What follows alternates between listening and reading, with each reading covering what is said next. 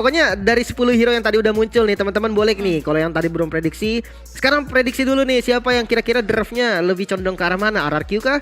Atau ke arah Bigetron kah? Karena ada Glue yang di posisi roamer sebenarnya terbilang unik juga dong. Iya, ada lah beberapa yang pernah menggunakan juga. Iya. Cuman biasanya kan Glue ini memang berada di area XP. Dan kita akan melihat berarti pertemuan antara Hilda dan juga Glue. Ditempelin balik berarti ya. Hilda yang nemenin jungle lawan ditemenin balik sama Glue nantinya. Oke, dan kita akan langsung melihat saja ini dia game yang pertama. Match pertama di hari terakhir untuk challenge season antara RRQ versus Bigetron Alpha. Perbedaan start buff dari kedua jungle ya. Yep. Purple buff untuk RRQ dan juga orange buff untuk Bigetron. Sementara untuk pergerakan dari Hildanya, dia tahu karena Glue ini nggak enak buat dilawan, jadi dia standby di gold lane. Nah, lebih ke arah babysit dulu ya, ke ngapsin di top lane. Ya balik lagi, kalau misalkan mau nabrakin ke arah Glue-nya dia bakal ya capek sendiri ya. Capek. Gede, ya kan banyak anak-anakannya juga. Tapi kali ini sudah ada eksekusi ke arah Little Wonder dan bahkan Super Ken. Dia coba untuk langsung crossing tapi ternyata tidak ada jungle yang tersisa nih. Ya mungkin di awal memang lebih ke kelarin farming pattern dulu kali ya. Dari kedua jungle-nya, apalagi kalau dari RRQ Link. Dari emblem sendiri, kedua jungle sama-sama menggunakan seasonal hunter yang otomatis untuk jungle-nya dipercepat lah. Sementara untuk Super Ken dia pakai attack speed. Wah ini lebih cepat lagi nih nanti untuk jungle-nya. Sementara untuk Link dari Versik pakai penetrasi yang artinya untuk team fight nanti dia bakal lebih sakit. Nah ini nih emblem-emblem yang kalian bisa tiru mungkin ya. Mungkin untuk bisa.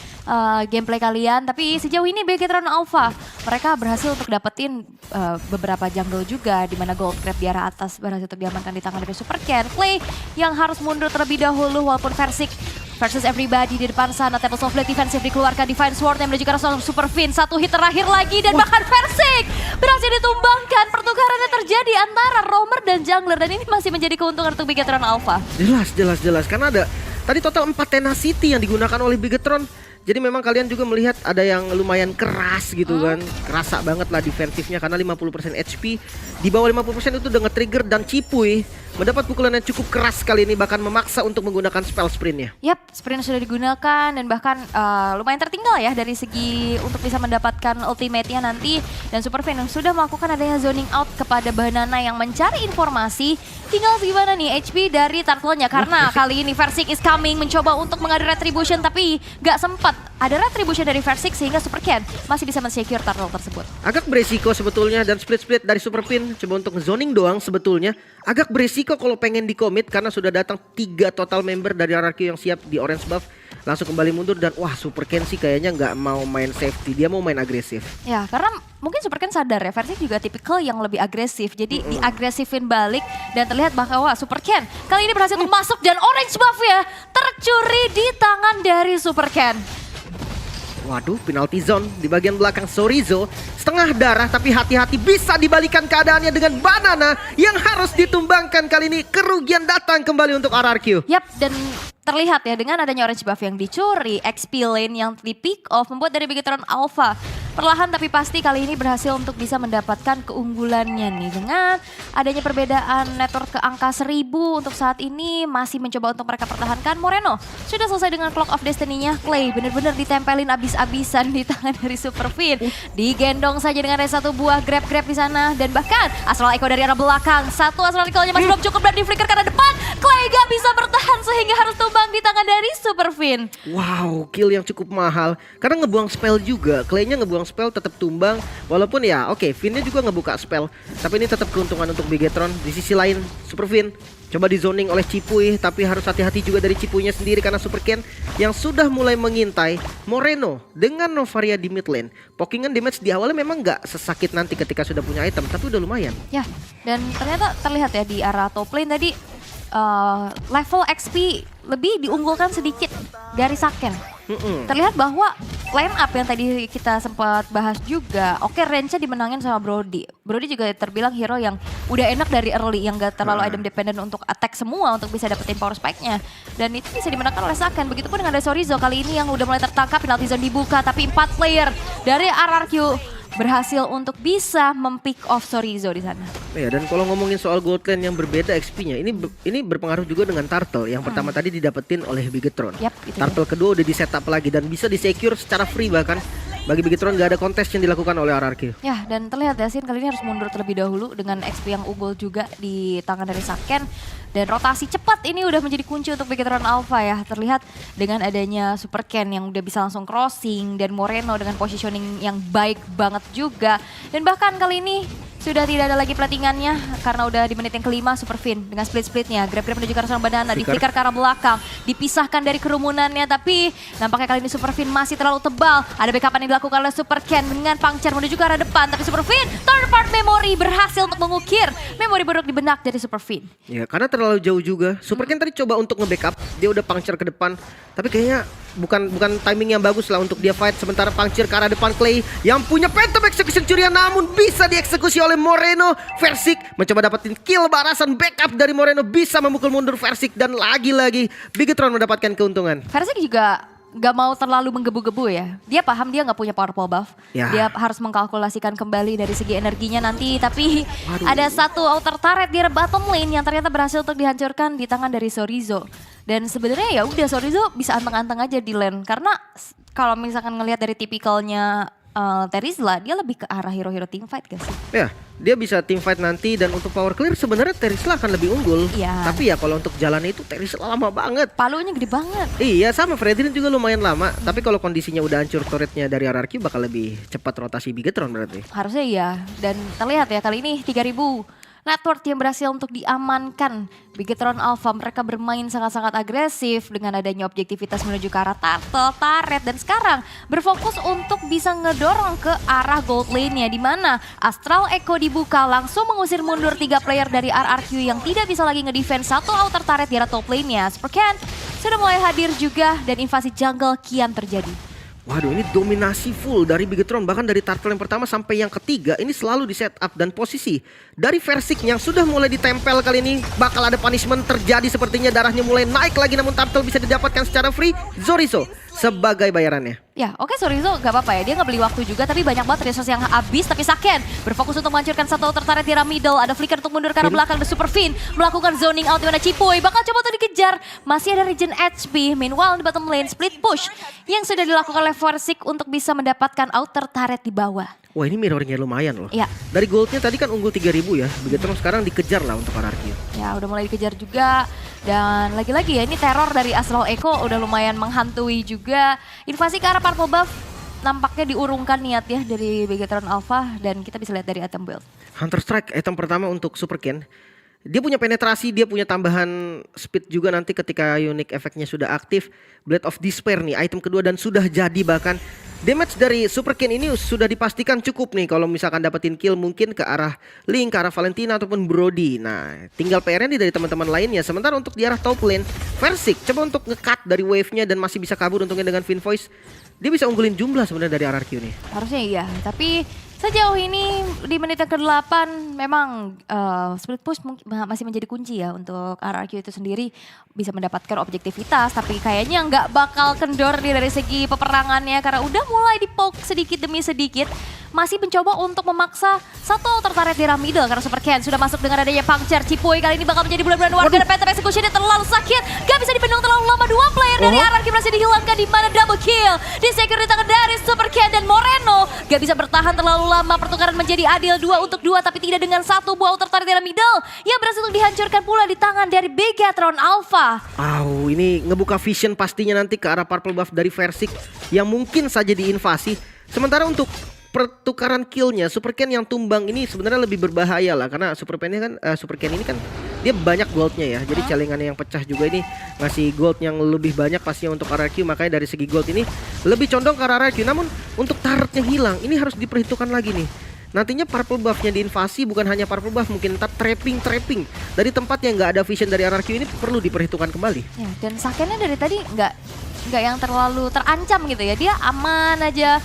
Astral Recall-nya sakit banget membuat dari Clay harus kehilangan banyak HP dan Super Ken berhasil untuk bisa mendapatkan Lord yang pertama. Banana HP nggak terlalu banyak lagi tapi lini belakangnya mulai diacak-acak. Versik is coming, Divine Sword berhasil mempick off sesosok Moreno di lini belakang. terjadi pertukaran antara roamer dan juga mid lane-nya, tapi Lord yang bisa diamankan dari Bigetron Alpha ini masih membuat mereka tidak mengalami kerugian yang terlalu banyak. Dan ini Lord pertama, belum menjadi Lord yang enhance, belum ada charge-nya nanti.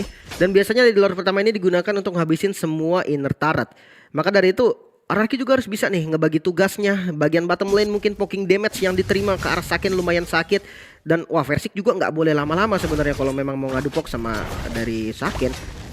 Dan oke, masih ada retribution juga untuk mensecure orange buff yang udah mulai diganggu dengan adanya Sorizo dan Super Fin. Lord yang pertama sudah mulai coba untuk dikawal kembali. Versik Tempest of Blade defensif kali harus dikeluarkan, dikejar dengan puncture.